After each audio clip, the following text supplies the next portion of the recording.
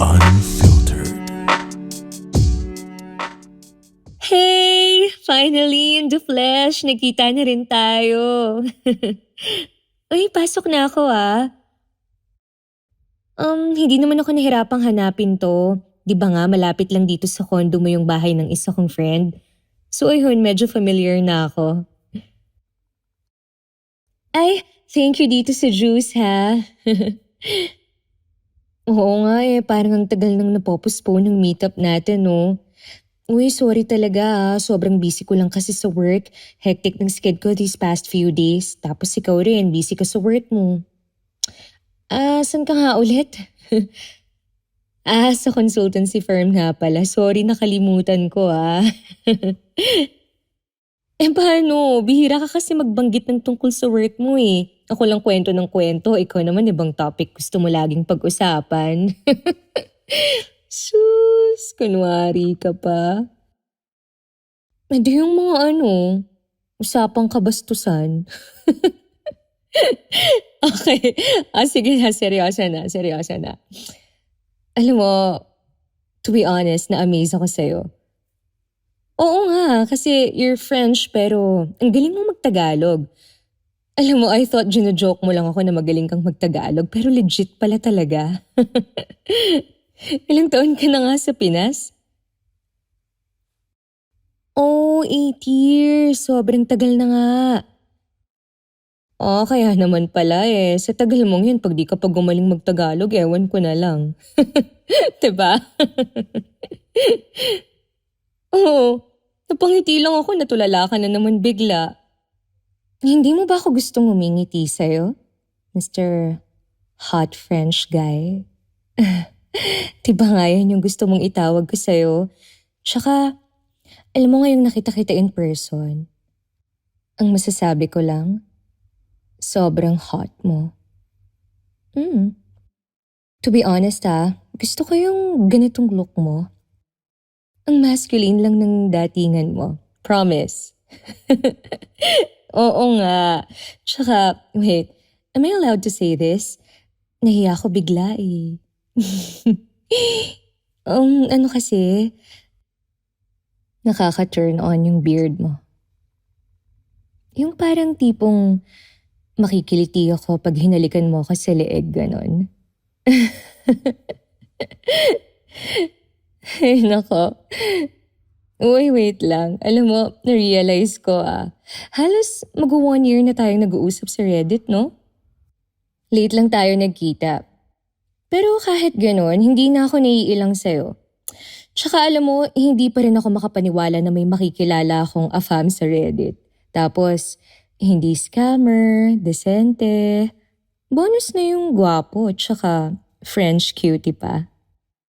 Ako naman mambobola sa'yo Okay, game na. Magkikwento na ba ako? Oo, kasi ilang araw mo na akong kinukulit Gusto mong marinig na to Pero, you've been warned Baka, hindi mo kayanin tong ikikwento ko sa'yo. Nakakapaso kasi sa init Okay, sige na. Game na. Alright, ganito kasi. This is so weird pero madalas kitang napapanaginipan. Simula nung sinabi mo sa akin na napapanaginipan mo ko, parang doon nag-start na mapanaginipan kita Maybe because I feel like you're happy to see me in your dreams. And naiisip ko yun lagi, kaya pati rin ikaw, lumabas na sa unconscious mind ko. Paano ko ba sisimulan? Ano kasi, halos paulit-ulit yung scenario sa panaginip ko. Yes, tama ka. Para siyang scene na paulit-ulit nagre-replay sa utak ko. Basta ganito, laging nagsisimula yung panaginip ko sa isang train. Diba, sabi ko sa'yo ang weird pero ganun talaga. Nasa train ka raw, nakatayo. Kakatapos mo lang mag-jogging. Pawisan ka, bakat yung pawis mo sa white t-shirt mo. Tapos yung amoy ng cologne mo, pawis tsaka dio naghalo na. Sobrang bango. Tapos sumakay ako. Pagbukas ng pinto, ikaw agad yung bumungad sa akin. Nagkatitigan daw tayo nun. And I was like, Shams, ang hot ng princess na to. Tapos ayun, ramdam kong nakatitig ka pa rin sa akin.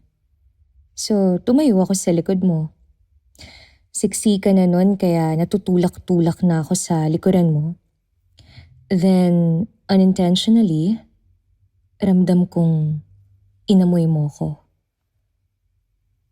You smelled my perfume and I heard a soft moan from behind. Alam ko, ikaw yun. Sa'yo galing yung ungol.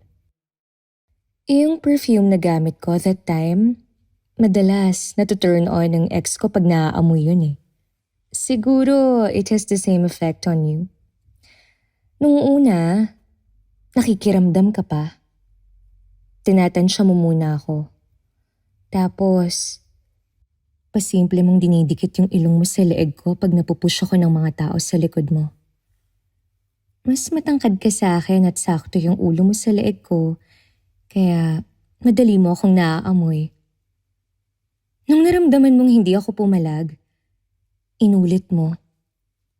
Inulit mo pa ng inulit hanggang sa pati yung beard mo. Dumadampi na rin sa leeg ko.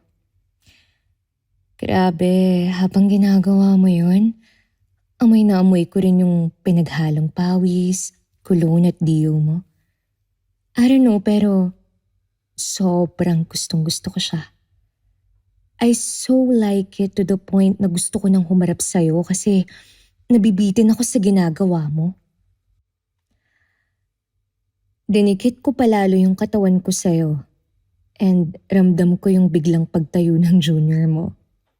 I grinned kasi it means pareho tayo ng nararamdaman. This is the weird part. Bigla ko raw sinabi na, ay nako, napakainit. Then all of a sudden, biglang tayong dalawa na lang yung nasa tren. As in, nawala lahat ng tao. Now it's just you and me, standing, feeling nagigit-git pa rin kasi nakatayo pa rin ako sa likod mo. Tapos ikaw, inaamoy-amoy mo pa rin yung leeg ko. We paused. Shocked tayo pareho and confused. Pero dahan-dahan mo akong hinarap sa'yo. Mas lalo akong nag-init nung nakita ko yung mukha mo. You're blushing and ramdam ko yung intensity mo. Nakakapaso yung mga tingin mo sa akin.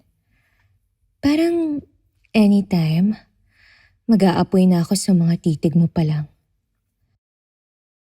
You lowered your head on me and akala ko talaga, hahalikan mo na ako.